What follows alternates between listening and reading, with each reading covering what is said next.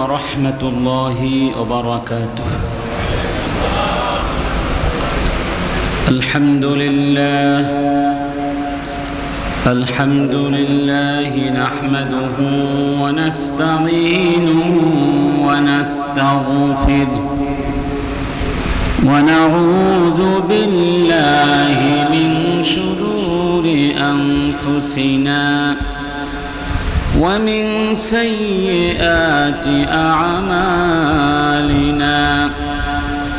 من يهد الله فلا مضل له ومن يضلل فلا هادي له. ونشهد أن لا إله إلا الله وحده لا شريك له. ونشهد أن محمدًا عبده ورسوله. أما بعد فأعوذ بالله من الشيطان الرجيم. بسم الله الرحمن الرحيم.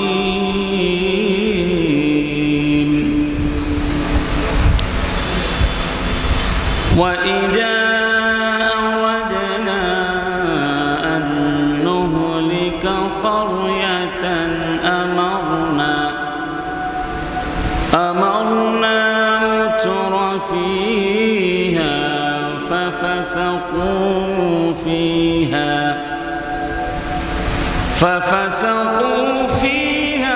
فحق عليها القول فدمرناها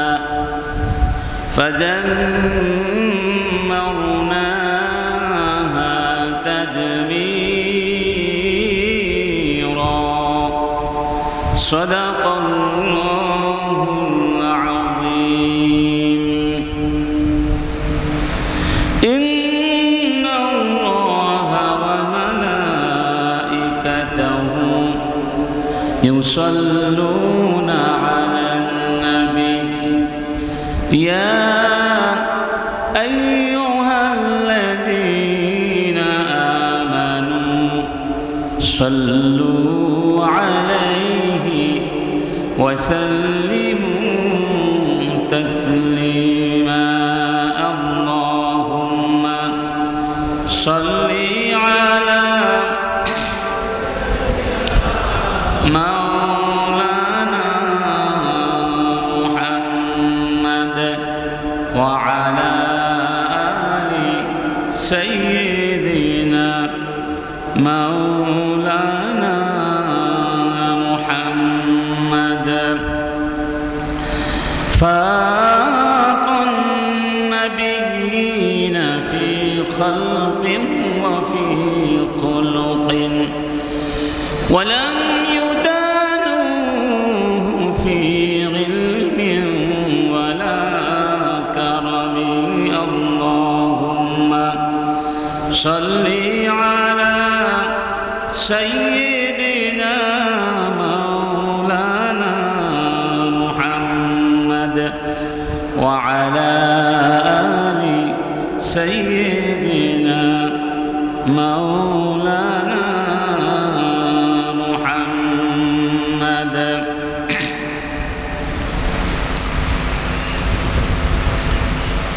عاشق الرسول صلى الله عليه وسلم ولكل শিরোমণি মুজাদ্দিদ মাহফিল সিরাতুন নবী সাল্লাল্লাহু আলাইহি ওয়াসাল্লাম প্রখ্যাত আলেমে দ্বীন হযরত আলহাজ শাহ মাওলানা হাফিজ আহমদ রাহিমাহুল্লাহ শাহ সাহেব কিবলা চুনতি কর্তৃক প্রবর্তিত 19 দিন ব্যাপী 54তম আন্তর্জাতিক মাহফিলে সিরাতুন নবী সাল্লাল্লাহু আলাইহি ওয়াসাল্লাম এর আজকের ষষ্ঠ দিবসের সমাপনী অধিবেশনের সম্মানিত স্বনামধন্য সভাপতি, সম্মানিত আলোচকবৃন্দ, সম্মানিত ওলামায়ে কেরাম, পত্র মাহফিল পরিচালনা পর্ষদের বিভিন্ন স্তরের সম্মানিত দায়িত্বশীল ব্যক্তিবর্গ, বিদগ্ধজন, হাদারাত আল উলামা আল কিরাম ওয়াল ফুদালা আল আযম, আমার সামনে উপবিষ্ট আমাদের প্রাণপ্রিয় মুসলিমুন মুমিনুন মুসলিহুন আল্লাহ এবং রাসূল প্রেমিক ভাই বন্ধুগণ এবং যারা যেখানে বসে আলোচনা শুনছেন, সবাইকে আবার আন্তরিকভাবে সালাম জ্ঞাপন করছি। আশা করছি আন্তরিকভাবে সবাই জবাব দেবেন। আসসালামু আলাইকুম ওয়া রাহমাতুল্লাহি ওয়া বারাকাতুহু।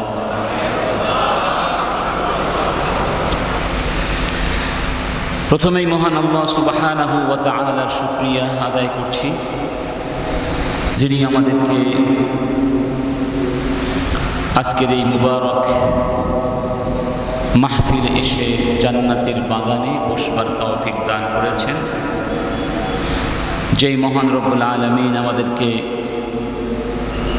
শ্রেষ্ঠ জাতি হিসাবে পৃথিবীতে পাঠিয়েছেন, শ্রেষ্ঠ নবী মুহাম্মদ রাসূলুল্লাহ সাল্লাল্লাহু আলাইহি ওয়াসাল্লামের উম্মত বানিয়ে পৃথিবীতে পাঠিয়েছেন, সেই মহান রব্বুল আলামিনের দরবারে শুকরিয়া আদায় করে একসাথে আমরা সবাই বলছি আলহামদুলিল্লাহ।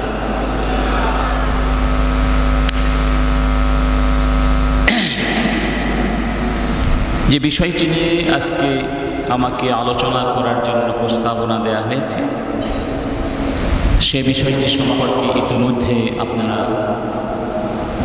জেনে গেছেন। বিষয়টি হচ্ছে মুসলিম উম্মাহর অধঃপতনের কারণ এবং প্রতিকারের উপায়। আমি বিষয়টি নিয়ে ইনশাআল্লাহ অতি সংক্ষেপে কিছু আলোচনা করার ইচ্ছা পোষণ করছি, কারণ আমাদের সময় খুবই কম। তো আল্লাহ সুবহানাহু ওয়া তাআলা যুগে যুগে অসংখ্য নবী এবং রাসূল পাঠিয়েছেন, তাদের সাথে আল্লাহর পক্ষ থেকে জীবন বিবাহ ব্যবস্থাও পাঠিয়েছেন।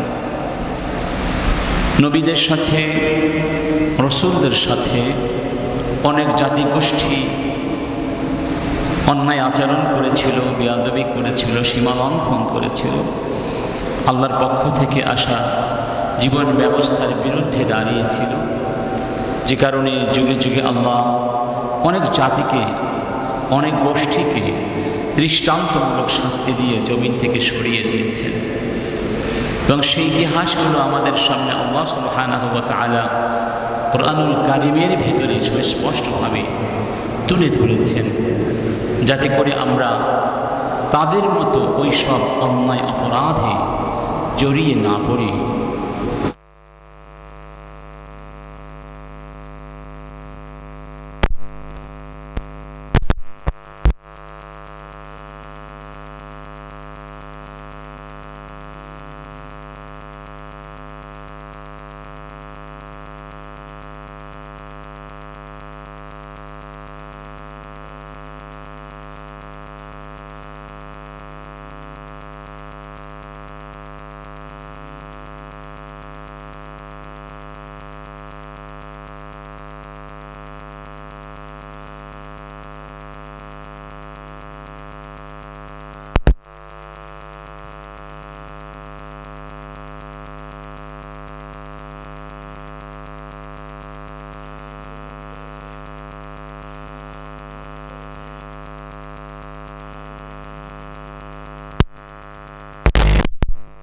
আমি সবাইকেই ধ্বংস করে দিয়েছি পাক্কা। কাউকে আকাশ থেকে পাথর বৃষ্টি বর্ষণ করে এই জমিন থেকে খতম করে দিয়েছি, আবার কারো উপরে সেই জাতিগোষ্ঠীকে, আবার কোন অবাধ্য জাতিকে আমি ভূমিতে ধস দিয়ে, ভূমি ধস দিয়ে কিংবা জমিনকে উল্টে দিয়ে এই জমিনের তলদেশে নিষ্পেষণ করে দিয়েছি, নিশ্চিহ্ন করে দিয়েছি ইতিহাসের পাতা থেকে। আবার কাউকে সলিল সমাধিস্থ করে পানির ভিতরে চুবিয়ে চুবিয়ে মেরেছি। ওয়ামা কানা আল্লাহু লিয়াযলিমাহুম, তোমরা মনে করো না আমি আল্লাহ জুলুম করেছি, কশিন কালেও না, আমি কাউকে জুলুম করি না, আমি জুলুম করি নাই। ওয়ালাকিন কানু আনফুসাহুম ইয়াযলিমুন, বরং ওরা নিজেরাই নিজেদের উপরে জুলুম করেছিল। এই ইতিহাসগুলো কেন আমাদের সামনে উপস্থাপন করা হয়েছে?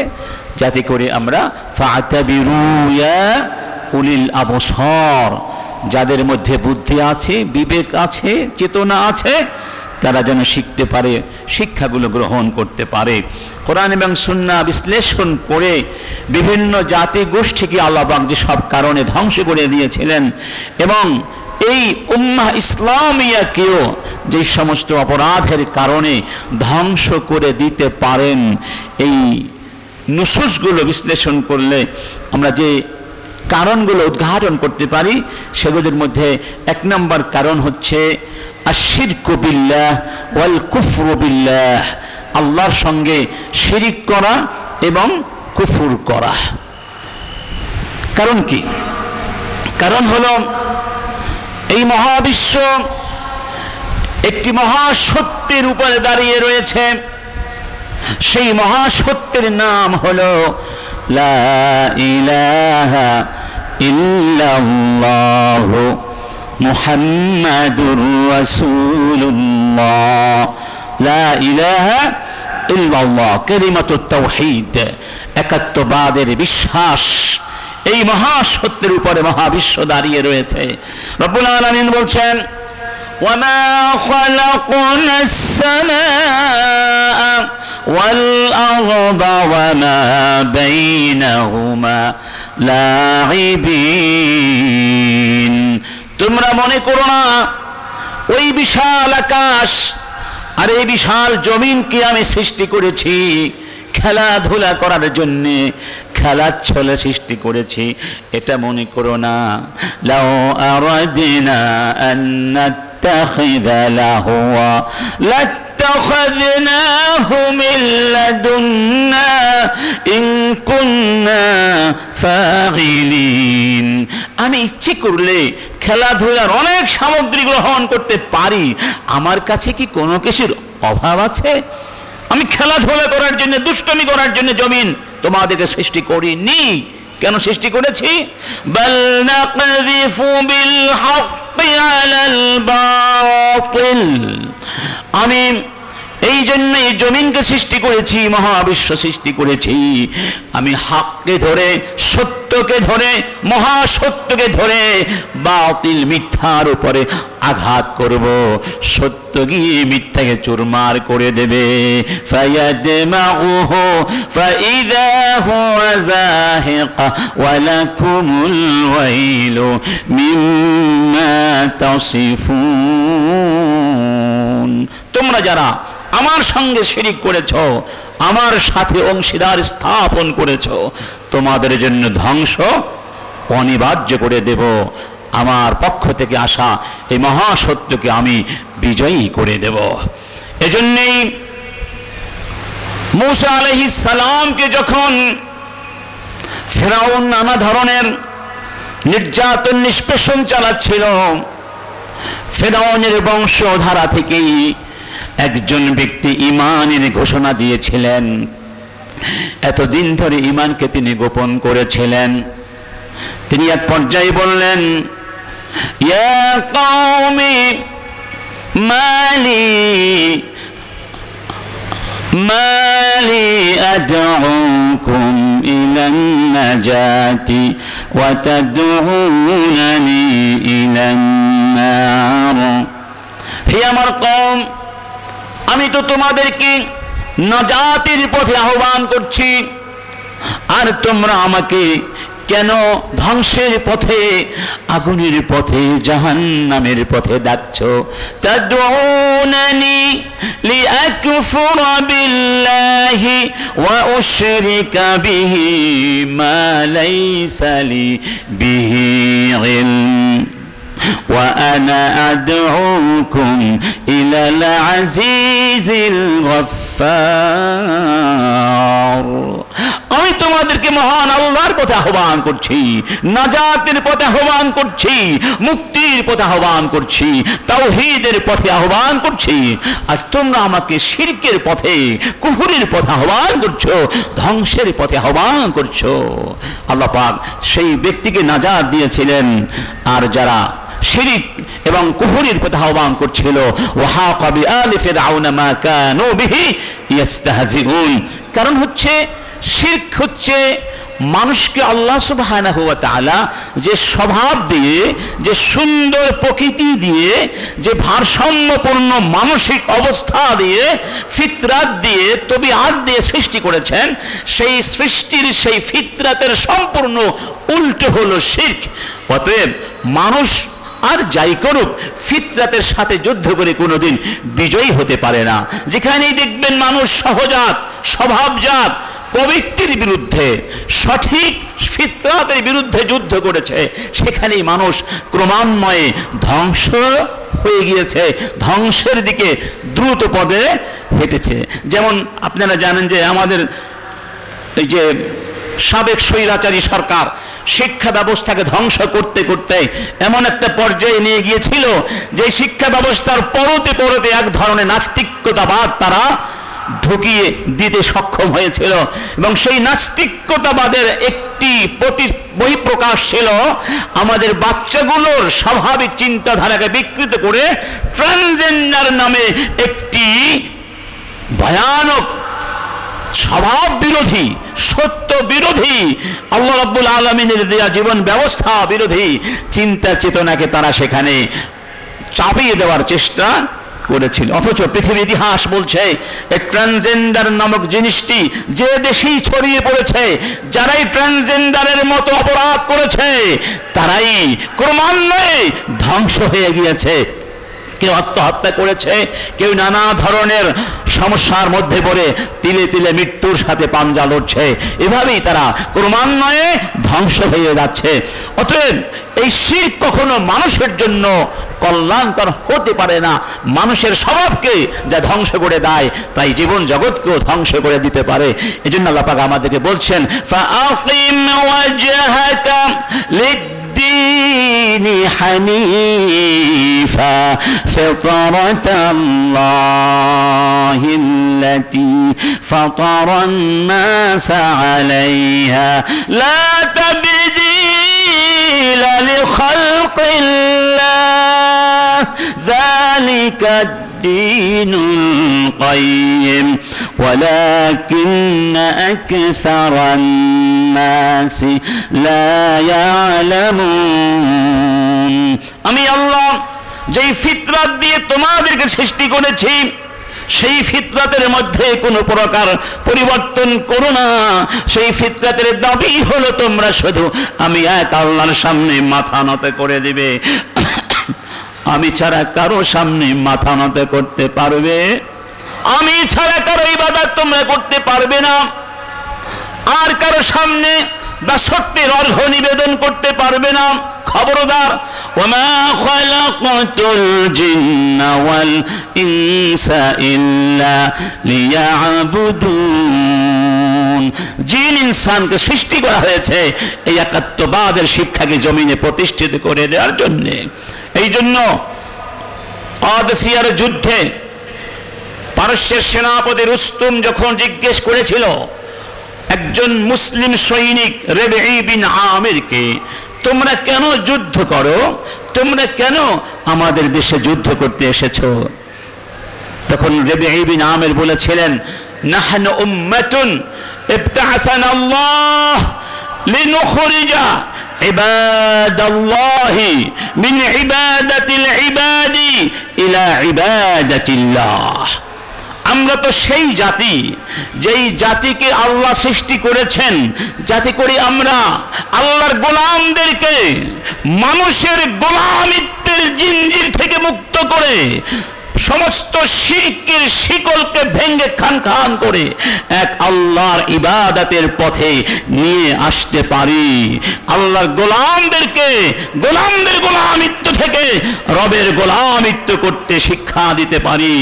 ওমিন দিকিদ দুনিয়া ইলা সাআতিহা ওমিন জাওরিল আদিয়ান ইলা আদিলিল ইসলাম। এই পৃথিবীতে যত ধর্ম আছে, যত দর্শন আছে, আইন কানুন বিধি বিধান আছে, সেগুলো মানুষকে ন্যায় বিচার দিতে পারেনি, শোষণ করেছে, স্বৈরাচারের জন্ম দিয়েছে। এই জন্য আমরা স্বৈরাচার রক্তপাত থেকে, শোষণ থেকে মানবতাকে মুক্ত করে ন্যায় বিচারের ছায়াতলে নিয়ে আসতে চাই। আমরা এই দুনিয়ার সংকীর্ণতা থেকে প্রশস্ততার পথে মানুষকে নিয়ে আসতে চাই। এই জন্য আমরা যুদ্ধ করি।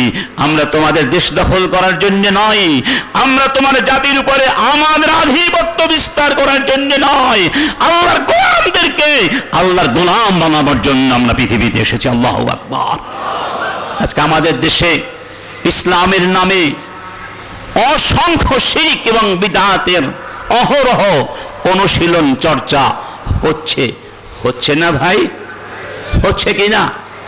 ইদানিং মাজার ভাঙ্গার একটা প্রবণতা লক্ষ্য করা যাচ্ছে। যদিও আমরা এই বর্তমান প্রেক্ষিতে জনগণের পর্যায়ে মাজার ভাঙ্গার পক্ষে নই, কিন্তু এটি সত্য, অনেক মাজারে ঈমান বিধ্বংসী শিরকি কর্মকাণ্ড নির্দ্বিধায় বিনা বাধায় চলছে না? 90% মুসলমানের দেশে এগুলো চলতে পারে না। মাজারকে সিজদা করা হচ্ছে, মাজারের কাছে প্রার্থনা করা হচ্ছে। এতক্ষণ ধরে হযরত মাওলানা তাওয়াসসুলের কথা বলেছেন না? সেখানে কি মাজারের কাছে চাওয়ার কথা বলা হয়েছে?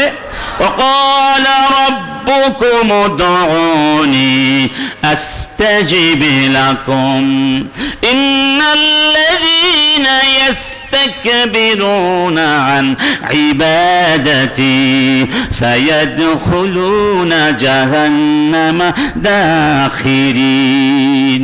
রব্বুল আলামিন বলছেন, খবরদার, আমি আল্লাহ ছাড়া কারো কাছে কিছু চাইবে না, প্রার্থনা করবে আমার কাছে। খবরদার, আমাকে বাদ দিয়ে তোমরা যদি অন্য কারো কাছে চাও, তোমরা অহংকারীদের মধ্যে গণ্য হয়ে যাবে, আর অহংকারীদেরকে আমি জাহান্নামের মধ্যে লাঞ্ছিত এবং অপমানিত করে ফেলে দেব। যেই ব্যক্তির মধ্যে অহংকার আছে সে আল্লাহর কাছে চাইতে পারে?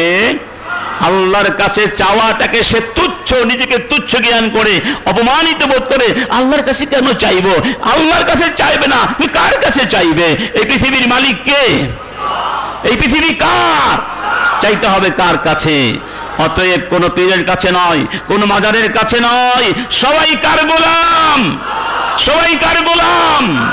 কোন গজার মাছের কাছে চাওয়া যাবে না, কবুতরের কাছে কিছু চাওয়া যাবে না, কচ্ছপের কাছে কিছু চাওয়া যাবে না, কবরের কাছে কিছু চাওয়া যাবে না, কবরের নামে কিছু মান্যত করা যাবে না, কবরে কিচ্ছু দেওয়ার ক্ষমতা নাই। ক্ষমতা কার? এই শিরিক মুক্ত সমাজ গঠন করতে না পারলে আল্লাহর পক্ষ থেকে গজব আসার সম্ভাবনা আছে। কারণ সত্যই হচ্ছে তাওহীদ, সেই সত্য বিদায় করে দিলে গজবের জন্য জমিন প্রস্তুত হয়ে যায়। আমরা শিরিক মুক্ত ঈমান নিয়ে আল্লাহর কাছে কারা কারা যেতে চাই?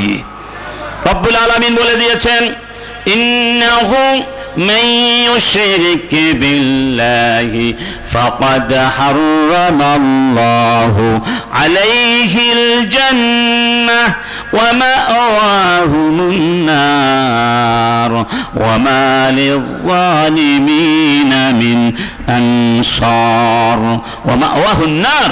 যারা আল্লাহর সঙ্গে শিরিক করবে তাদের স্থান হবে জাহান্নাম, জান্নাত তাদের জন্য হারাম। জান্নাত কি? জান্নাত কি? এই দুনিয়ায় যারা শিরিক করবে তারাও এক ধরনের মুনাফিক, নাম দিয়েছে মুসলমান, ইসলামের জলসা হচ্ছে, কিন্তু সেখানে শিরকের সয়লাব আছে না? আমি সরকারের কাছে আবেদন করব, যদিও সরকারের কাছে বেশি দাবি দেওয়া হয়ে যাচ্ছে, এত দাবি দেওয়া পূরণ করাই সরকারের পক্ষে এত অল্প সময়ে সম্ভব। তবে দাবি দেওয়া তো আমাদের চলমান প্রক্রিয়া, ঠিক না? ঠিক, এটা চলতেই থাকবে ইনশাআল্লাহ।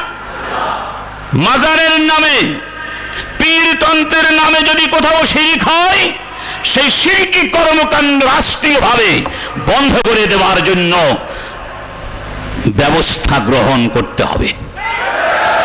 আমরা বাজার ভাঙি নাই, ভাঙবো না, কিন্তু আমরা শিরকের বিরুদ্ধে মৃত্যু পর্যন্ত অতন্ত্র প্রহারীর মতো জারিয়ে থাকবো ইনশাআল্লাহ।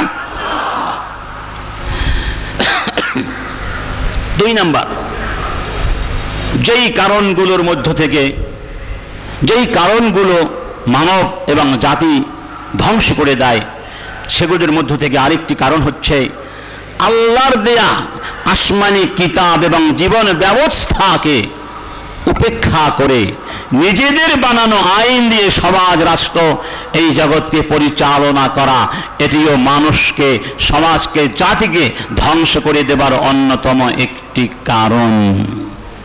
রব্বুল আলামিন আসমান থেকে কিতাব কেন পাঠিয়েছেন? এই কিতাব কেন দিয়েছেন? যাতে করে কিতাব দিয়ে আমরা সমাজ গড়ি, ঠিক না? ইন্না أنزلنا إليك الكتاب لتحكم بين الناس بما أراك الله ولا تكن للخائنين خصيما। হে নবী, আমি তোমাকে কিতাব দিয়েছি, এই জন্যই আমার দেয়া কিতাব দিয়ে তুমি শাসন করবে, রাষ্ট্র ব্যবস্থা পরিচালনা করবে।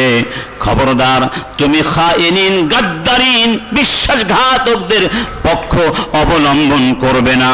তাহলে অর্থ কি? এটা দাঁড়ায় না যারা কোরআনের বিরুদ্ধে চলে যায়, আল্লাহর দেয়া জীবন ব্যবস্থার বিরুদ্ধে গিয়ে নিজেরা বিধি বিধান তৈরি করে কোরআনের বিরোধী অবস্থানে দাঁড়িয়ে যায়, তারা এই জমিনে আল্লাহর ভাষায় বড় বড় গাদ্দার। لقد أرسلنا رسلنا بالبينات وأنزلنا معهم الكتاب والميزان ليقوم الناس بالقسط وأنزلنا الحديد فيه بأس شديد ومنافع للناس وليعلم الله من ينصره ورسله بالغيب إن الله قوي عزيز। স্পষ্ট কথা, আমি যুগে যুগে যত নবী রসুল পাঠিয়েছি তাদের সাথে অকাট্য প্রমাণও পাঠিয়েছি এবং কিতাব পাঠিয়েছি, মিজান পাঠিয়েছি, দাড়ি পাল্লা পাঠিয়েছি, এই জমিনে যাতে করে পৃথিবীর মানুষেরা কেউ নির্যাতিত না হয়, কেউ অধিকার বঞ্চিত না হয়, কেউ যেন ন্যায় বিচার থেকে বঞ্চিত না হয়, সেই জন্য আমি দাড়ি পাল্লা তুলাদণ্ড পাঠিয়েছি এই পৃথিবীতে ন্যায় বিচার প্রতিষ্ঠা করার জন্য।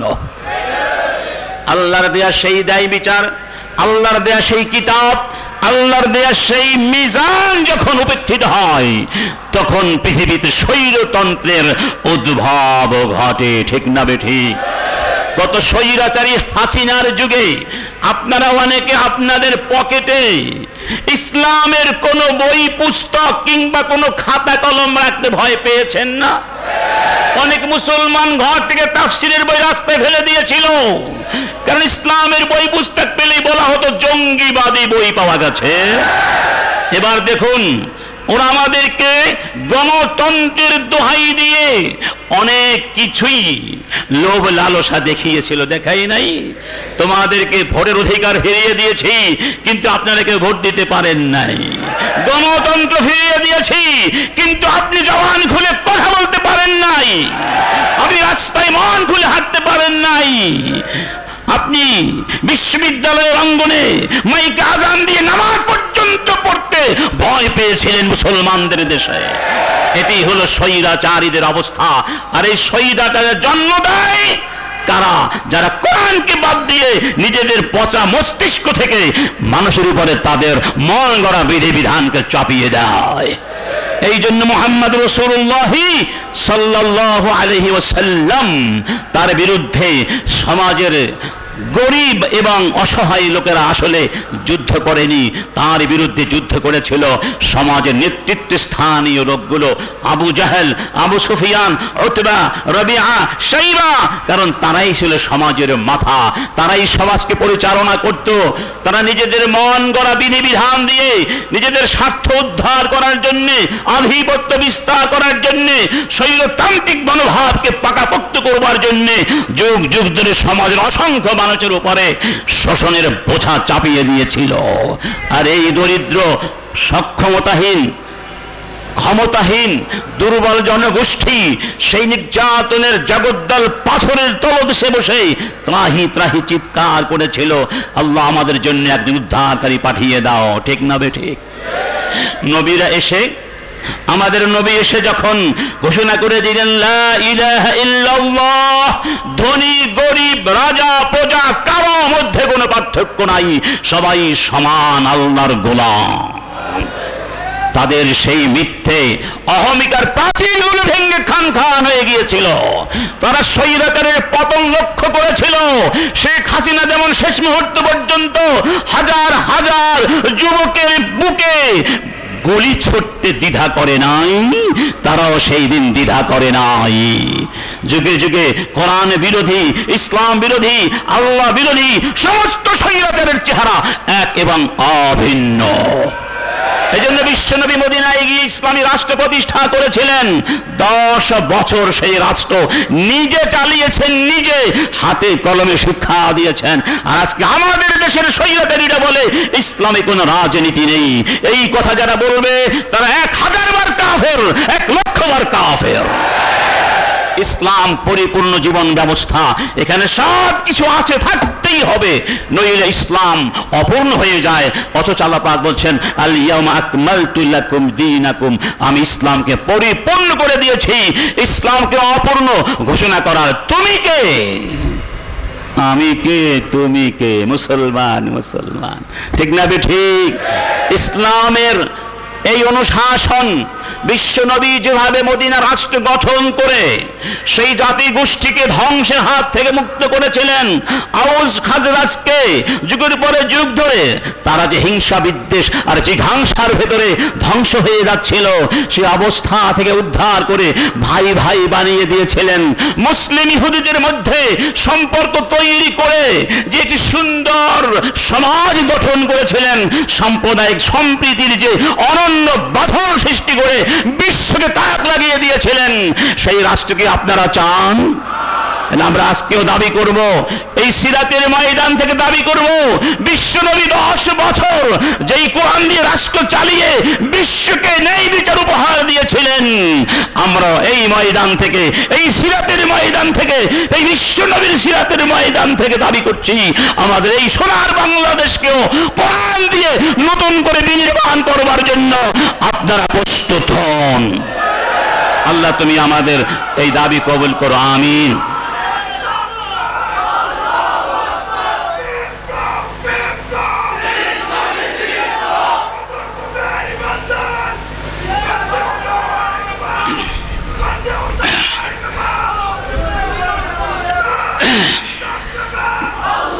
বারাকাল্লাহু ফীকুম। আমার বন্ধুগণ, আরেকটি কারণগুলো যখন আমরা শনাক্ত করতে পারবো, প্রতিকারও সহজ হয়ে যাবে, ঠিক না? এই কারণগুলো সরিয়ে দিলেই তো সমাধান চলে আসবে, প্রতিকারও চলে আসবে। 3 নম্বর কারণ, রব্বুল আলামিন বলছেন وَإِذَا أَرَدْنَا أَن نُّهْلِكَ قَرْيَةً أَمَرْنَا مُتْرَفِيهَا فَفَسَقُوا فِيهَا فَحَقَّ عَلَيْهَا الْقَوْلُ فَدَمَّرْنَاهَا تَدْمِيرًا।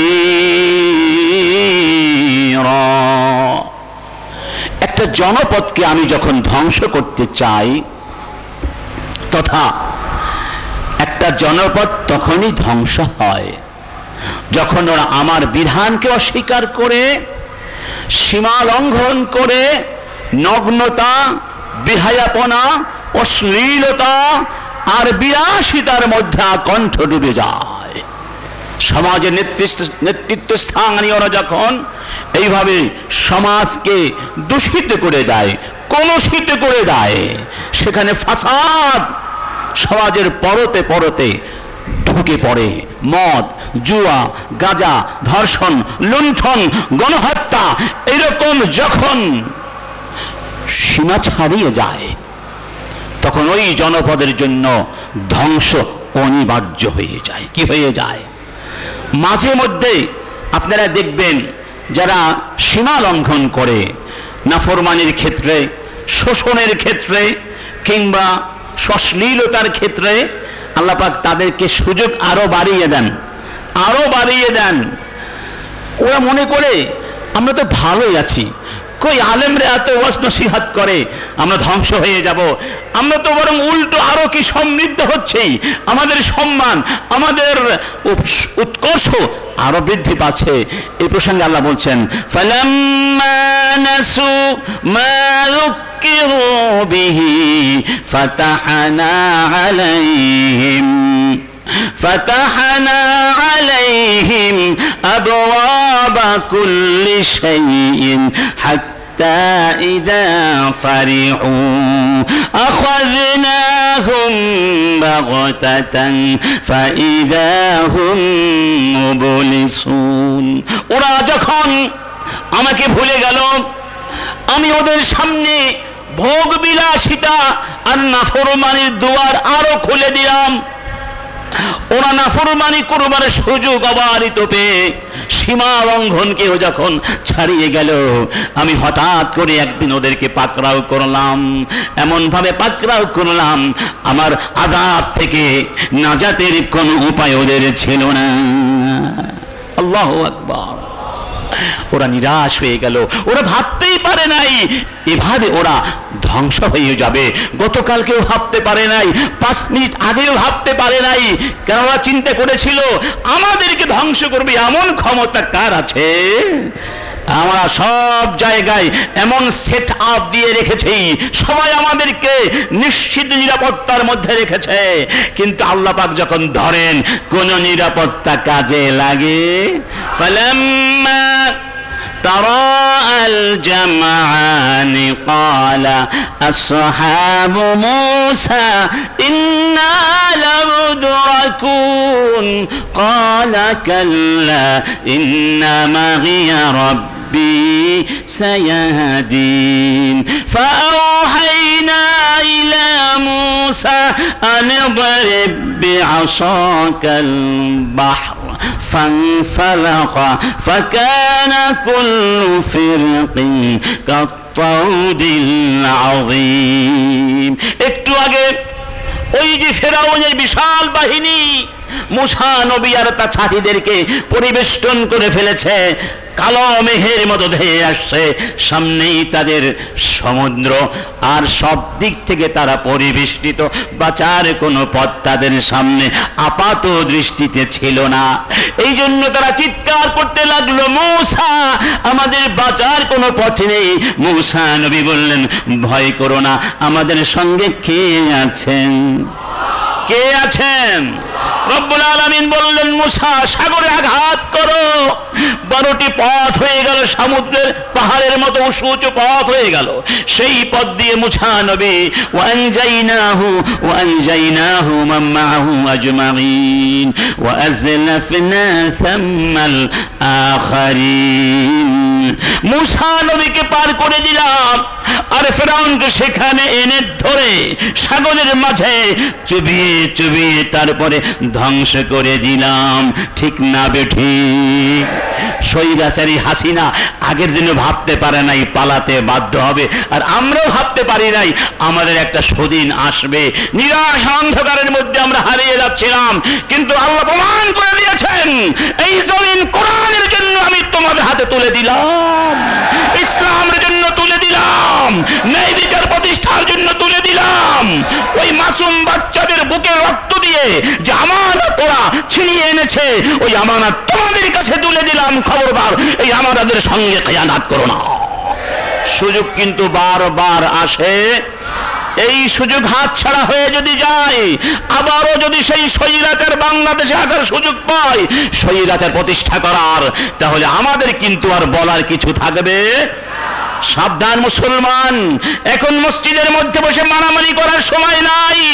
ঐক্যবদ্ধ হও, আলিয়া কওমি খারেজি সব, তাবলীগ জামাত সব এক হও, নইলে কিন্তু আল্লাহ সুযোগ দিয়েছেন, এই সুযোগ হাতছাড়া করলে আল্লাহর সঙ্গে বড় নাফরমানি হয়ে যাবে। রব্বুল আলামিন বলছেন ولا تكونوا من المشركين من الذين فرقوا دينهم وكانوا شيعا كل حزب بما لديهم فرحون। সাবধান, তোমরা মুশরিকদের অন্তর্ভুক্ত হয়ে যেও না। মুশরিকদের বৈশিষ্ট্য হলো ওরা ধর্মকে টুকরো টুকরো করে ফেলেছিল। ওরা নিজেদের মধ্যে বহু দল এবং বহু উপদলে তারা বিভক্ত হয়ে পড়েছিল, আর প্রত্যেক দল মনে করত আমি সত্য ওরা মিথ্যা, আমারটাই ঠিক ওদেরটা ঠিক নয়। এরকম একটা অবস্থা বাংলাদেশে আছে না? প্রত্যেক দল মনে করে আমরাই ঠিক, পীর সাহেবরা মনে করে আমরাই ঠিক, বাকিরা সব জাহান্নামী, ঠিক না? আবার আমাদের কেউ কেউ কোনো সবাই আপনারা জানেন, আমি সবিনয়ের সাথে বাংলাদেশের যত ইসলামিক দল আছে, ইসলামিক দলগুলোর মধ্যে ভিন্নতা থাকতে পারে, বিভিন্ন ইজতিহাদি ব্যাপারে ইখতিলাফ থাকতে পারে, কিন্তু আল্লাহর জমিনে আল্লাহর দ্বীন প্রতিষ্ঠা করা যে ফরজ, মুসলমানদের মধ্যে ঈমান আকীদার প্রশ্নে, সত্য প্রতিষ্ঠার প্রশ্নে, মৌলিকত্বের প্রশ্নে, উসুলুল আকীদার প্রশ্নে ঐক্যবদ্ধ থাকা যে ফরজ, এই ব্যাপারে আমার মনে হয় আমাদের মধ্যে ইনশাআল্লাহ ইখতিলাফাত নেই বা থাকার কথা। সব আমরা কি এক হতে পারি না? কি বলেন, পারি না? পারি না? অতএব প্রত্যেক দল তার নিজস্বতা নিয়ে থাকুক, তারপরেও বৃহত্তর জমিন, এই জমিনের স্বার্থে, তাওহীদের স্বার্থে, কোরআনকে বিজয় করার স্বার্থে আপনারা ঐক্যবদ্ধ হয়ে কাজ করবেন, এটা আমরা নেতৃবৃন্দের কাছে আশা করছি। সবাই একমত? আল্লাহ তুমি কবুল করো, অন্যথায় এটিও হবে ধ্বংসের আরেকটি মহা কারণ। সে কথা আল্লাহ কোরআনে বলে দিয়েছেন, ওয়ালা তানাযাউ ফাতাফশালু ওয়া তাযহাবা রিহুকুম, তোমরা মারামারি করো না, হানাহানি করো না, বিভিন্ন দলে বিভক্ত হয়ে যেও না, পরস্পর মতানৈক্য করে মতান্তর থেকে মনান্তরে চলে যেও না, তাহলে তোমরা দুর্বল হয়ে যাবে। এই সুযোগে ওরা তোমাদের মাথার উপরে আরোহণ করবে। আমরা ঐক্য চাই, কারা কারা ঐক্য চাই? আল্লাহ তুমি কবুল করো, আল্লাহ তুমি কবুল করো। যে কথাটি বলছিলাম, সমাজে যখন নগ্নতা বেড়ে যায়, বেহায়াপনা বেড়ে যায়, আল্লাহর গজব অবধারিত হয়ে যায়। হাদিসে বলা হয়েছে, মা যাহারা ফি কওমিন কাত্তু আয-যিনা ওয়ার-রিবা ইল্লা আহাল্লু বিআনফুসিহিম ইকাবাল্লাহ। যেই জনপদের ভেতরে দুইটা অপরাধ মহামারীর মতো ছড়িয়ে পড়বে, ওই জনপদ যেন নিজের উপরে নিজেরা আল্লাহর পক্ষ থেকে গজবটা ডেকে আনে। সেই দুইটা অপরাধ কি? আর রিবা ওয়াজ জিনা। বলুন, আর রিবা ওয়াজ জিনা। একটার নাম সুদ, আরেকটির নাম হলো ব্যভিচার। এই ব্যভিচার এখন সংক্রামিত হচ্ছে সমাজে, এমনকি এই সমাজের অসংখ্য নায়ক নায়িকা এইসব অপকর্মকে প্যাট্রোনাইজ করছে, ঠিক না বেঠিক? এবং এইসব অন্যায় করে তারা আবার ফেসবুকে এসে সেগুলো মানুষের কাছে প্রচার করছে, প্রকাশ করছে, এগুলো ভাইরাল করবার জন্য নানা ধরনের অপচেষ্টা করছে। আমরা এক্ষেত্রেও দায়িত্বশীলদেরকে আবেদন করব, এই সমাজকে জিনা, ব্যভিচার, মদ, মাদকতা থেকে মুক্ত না করতে পারলে আমাদের পরিবারগুলো ধ্বংস হয়ে যাবে, আমাদের যুব সমাজ ধ্বংস হয়ে যাবে, যুব সমাজের ভবিষ্যৎ অন্ধকার হয়ে যাবে। অতএব অনতিবিলম্বে জিনা, ব্যভিচার সহ মাদকতার সমস্ত দুয়ারকে বন্ধ করে দিতে হবে। আর এই জিনা, ব্যভিচারের সবচেয়ে বেশি ফ্যাক্টর কাজ করছে আমাদের রেডিও, টেলিভিশন থেকে প্রচারিত নাটক, নাটিকা, সিনেমা, ঠিক না বেঠিক? এই সব সিনেমাগুলো, এই সব নাটক নাটিকাগুলো, নায়ক নায়িকারা নিজেদের অর্থ উপার্জন করার জন্য, নিজেদের সুনাম সুখ্যাতির জন্য এখন নগ্নতাকে তারা বেছে নিয়েছে সস্তা সস্তা জনপ্রিয়তা অর্জন করবার সিঁড়ি হিসাবে। আমরা দাবি করব, বাংলাদেশের যত টেলিভিশন চ্যানেল আছে, তোমরা অশ্লীল নাটক নাটিকা বন্ধ করো। স্বৈরাচারের দিন শেষ। যদি অশ্লীল নাটক বন্ধ না করো, অশ্লীল সিনেমা বন্ধ না করো, এদেশের মুসলমানগণ বাধ্য হবে তোমাদের বিরুদ্ধে সরাসরি অ্যাকশন নিতে। কেন? কারণ অন্যায়ের প্রতিবাদ না করলেও আল্লাহর পক্ষ থেকে ধ্বংস নেমে। لعن الذين كفروا من بني إسرائيل على لسان داود وعيسى بن مريم ذلك بما عصوا وكانوا يعتدون كانوا لا يتناهون عن منكر فعلوا। তারা অন্যায় কাজ করত, সমাজে অন্যায় হতো, জিনা ব্যভিচার মাদকতা ছেয়ে গিয়েছিল, কিন্তু প্রতিবাদ করেনি। এই অপরাধে আল্লাহ পাক বনি ইসরাইলকে লাআনাত করেছেন, অভিশাপ দিয়েছেন, ধ্বংস করে দিয়েছেন। অতএব সমাজে যখন অন্যায় চলবে তখন প্রতিবাদ করা প্রত্যেক মুসলমানের উপরে ফরজ। কি বলেন, ঠিক কিনা? রব্বুল আলামিন ইরশাদ করছেন, কুনতুম খায়রা উম্মাহ উখরিজাত লিন-নাস তা'মুরুনা বিল মা'রুফ ওয়া তানহাউনা আনিল মুনকার। তোমরা এই শ্রেষ্ঠ জাতি, তোমাদেরকে সৃষ্টি করা হয়েছে সত্য প্রতিষ্ঠার জন্য, সুন্দরকে প্রতিষ্ঠা করার জন্য। অসুন্দর, অনিষ্টকর, ধ্বংসাত্মক, ক্ষতিকারক, অমানবিক, অইসলামিক, অযৌক্তিক, চরিত্র বিধ্বংসী, সমাজ বিধ্বংসী, মানবতা বিধ্বংসী, পরিবার বিধ্বংসী, মূল্যবোধ বিধ্বংসী যা কিছু আছে, আকীদা বিধ্বংসী, এগুলোর বিরুদ্ধে তোমরা সরব থাকবে, সোচ্চার থাকবে। প্রত্যেক মুসলমান আল্লাহর জমিনে এক একজন আল্লাহর সৈনিক।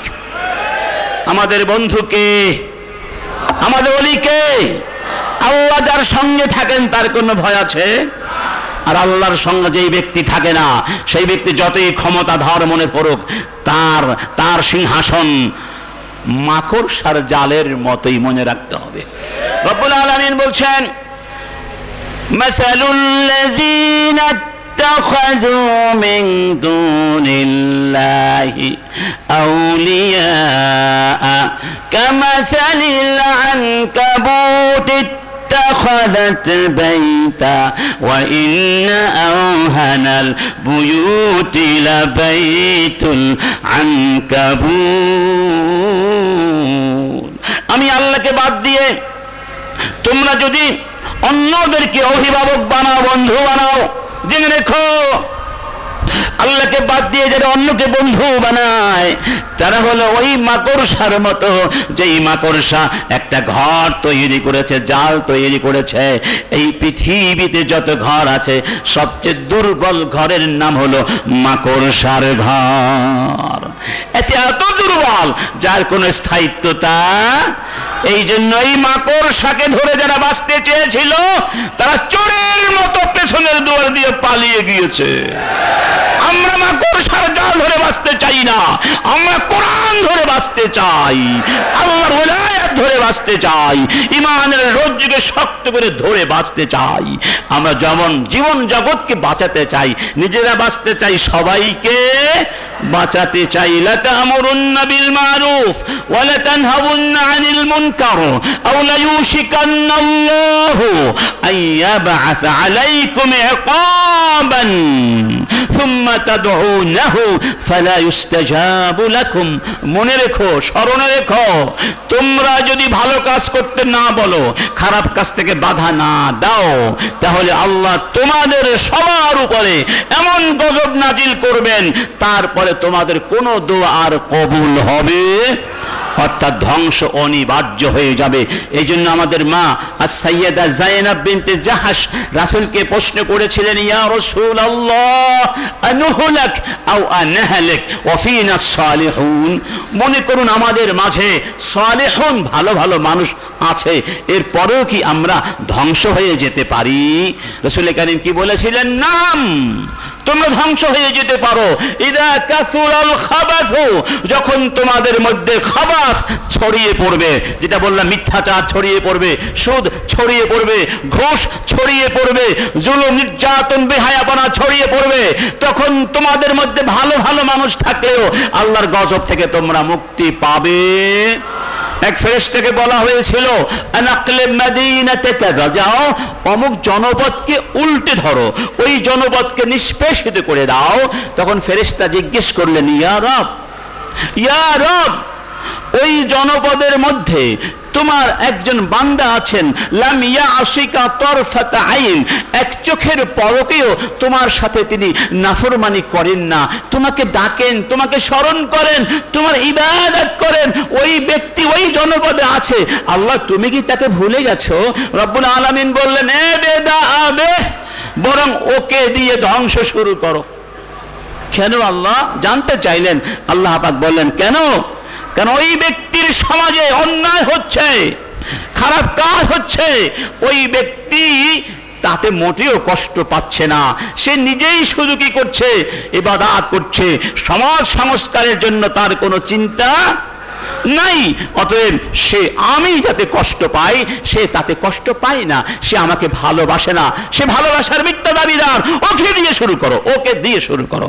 অতএব শুধু নিজে নামাজ পড়লে হবে না, নিজে রোজা পালন করলে হবে না, নিজের জীবনে ইসলাম বাস্তবায়ন করলেই হবে না, এর পাশাপাশি পরিবার এবং সমাজ রাষ্ট্র পর্যায়ে, রাষ্ট্রীয় পর্যায়ে ইসলামের কোরআনের বিজয় সাধন করার জন্য, সব অনিষ্ট দূর করে মানবাধিকার প্রতিষ্ঠার জন্য, বিশেষ করে ন্যায় বিচারের পক্ষে দাঁড়াবার জন্য সবাইকে প্রস্তুত থাকতে হবে। কারণ ওই ন্যায় বিচারও আরেক মহাসত্য, যার উপরে জমিন দাঁড়িয়ে রয়েছে। রব্বুল আলামিন বলছেন, ওয়াস-সামাআ রাফাআহা ওয়া ওয়াদাআল মিজান, আমি আকাশকে ঊর্ধ্বে তুলে ধরেছি আর জমিনে আমি ন্যায় বিচারের মানদণ্ড দিয়েছি। তার মানে এই ন্যায় বিচার যতদিন জমিনে থাকবে ততদিন ওই আকাশ তার জায়গা মতো থাকবে, এই পৃথিবী টিকে থাকবে। যখন ন্যায় বিচার উঠে যাবে এই দুনিয়া থাকবে। রাসূল কারীমের জন্য সাবধান করে দিয়ে বলছেন, লাতানকুদুন্না উরাল ইসলামি উরওয়াতান উরওয়া, তোমরা ইসলামের শিক্ষা থেকে একটি একটি করে সরে যেতে থাকবে, একটি ছেড়ে দিবে। ফাকুল্লামান তাকাদাত উরওয়াতুন তাসাব্বাসান নাসু বিল্লাতি তালিহা, একটা শিক্ষা ছেড়ে দিবে আরেকটা ধরবে, সেটা ছাড়বে আরেকটা ধরবে, এভাবে করতে করতে তোমরা এক পর্যায়ে ইসলামকে একেবারে ছেড়ে দেবে। ইন্না লিল্লাহি ফাআওয়ালুহুন্না নাকবান, ইসলামের যেই শিক্ষা অলঙ্ঘনীয় বিধান তোমরা সামষ্টিকভাবে একসাথে ছেড়ে দেবে। প্রথম সেটি হচ্ছে আল হুকমু, অর্থাৎ আল হুকমু বিকিতাবিল্লাহ, আল্লাহর কিতাব দিয়ে শাসন করা, এই শাসন ব্যবস্থা তোমরা ছেড়ে দিবে। তখন থেকে তোমাদের পতন শুরু হবে। এভাবে পতন ঘটতে ঘটতে ঘটতে ঘটতে ঘটতে ঘটতে শেষ প্রান্তে এসে ওয়াখিরুহুন্না as-salatu, তার নাম নামাজ। নামাজ যখন সবাই ছেড়ে দিবে তখন আর তোমাদের কোনো অস্তিত্ব থাকবে। তাহলে কোরআন দিয়ে শুরু হলো, নামাজ দিয়ে শেষ হলো। পতনের শুরু, পতনের শেষ। এই পতন কি আমরা চাই না নাজাত চাই? এই জন্য এই জমিনে নামাজ প্রতিষ্ঠা করতে হবে, কোরআন প্রতিষ্ঠা করতে হবে, ব্যভিচার দূর করতে হবে, অন্যায় অনাচার দূর করতে হবে, বিশেষ করে শোষণ এবং স্বৈরাচারের বিরুদ্ধে সাহাবীদের মতো বুকে শক্তি নিয়ে, সাহস নিয়ে প্রাচীরের মতো, পাহাড়ের মতো দাঁড়িয়ে যেতে হবে ইনশাআল্লাহ। কারা কারা রাজি আছেন? কারা কারা রাজি আছেন? আল্লাহ তুমি কবুল করো, আমিন।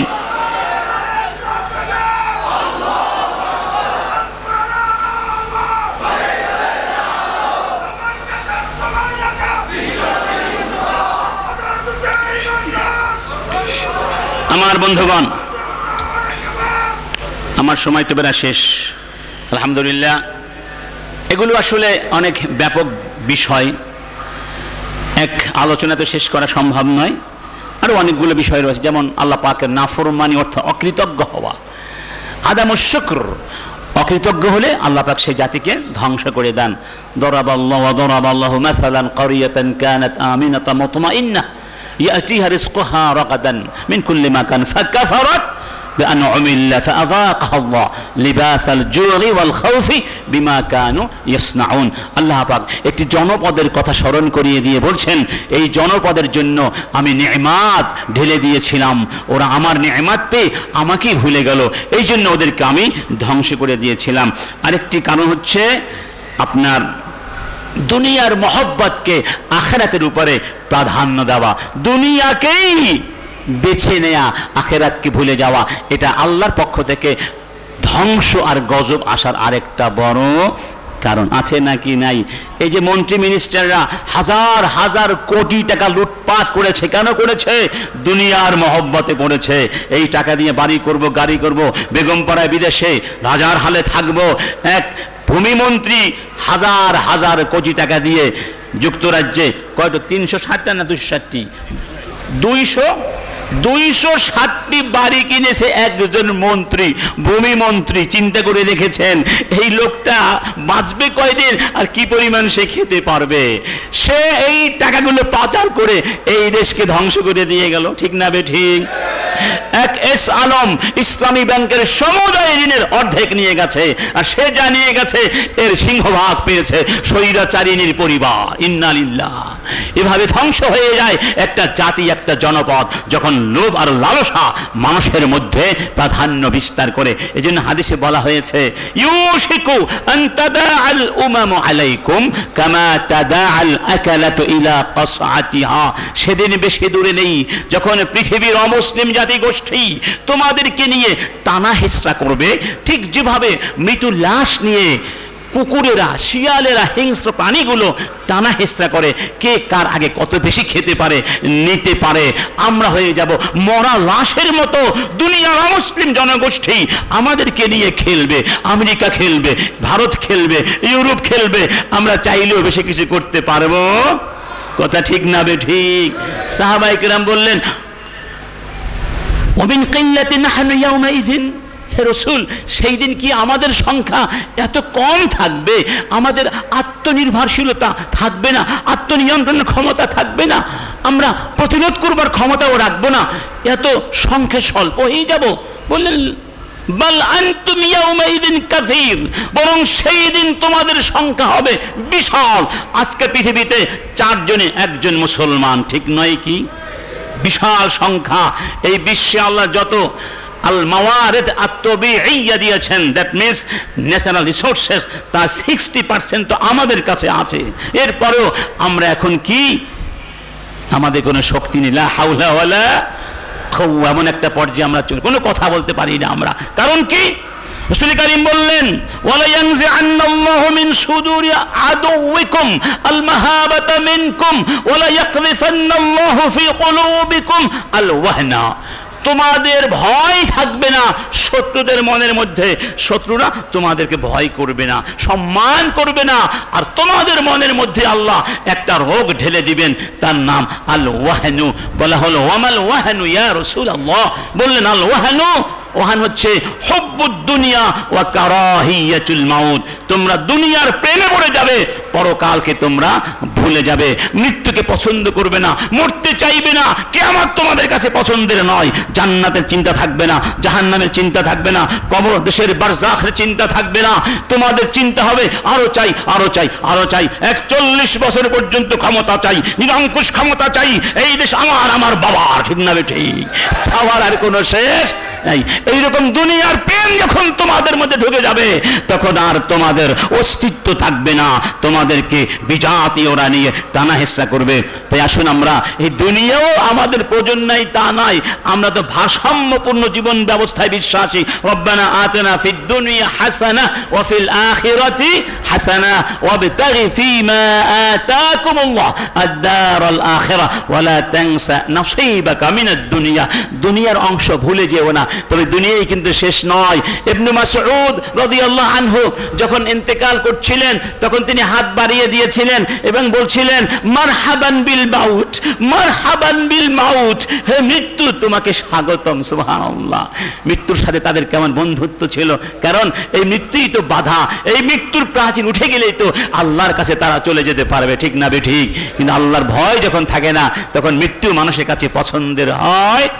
বিলাল ইবনে আবি রবাহ মৃত্যু শয্যায় মুমূর্ষু অবস্থায় স্ত্রী কান্না করছেন আর বলছেন ও মুসিবাতা, মুসিবত এসে গেছে, স্বামী চলে যাচ্ছে। বিলাল বললেন স্ত্রীকে লা তাকুলি ওয়া মুসিবাতা বাল কুলি ওয়া ফারহাতা ওয়া ফারহাতা গাদান নালতাকি মুহাম্মাদান ওয়া আসহাবা। মুসিবতের কথা বলো না। কিসের মুসিবতের কথা বলছো? আমি তো আনন্দিত। বরং বলো কি আনন্দ, কি আনন্দ।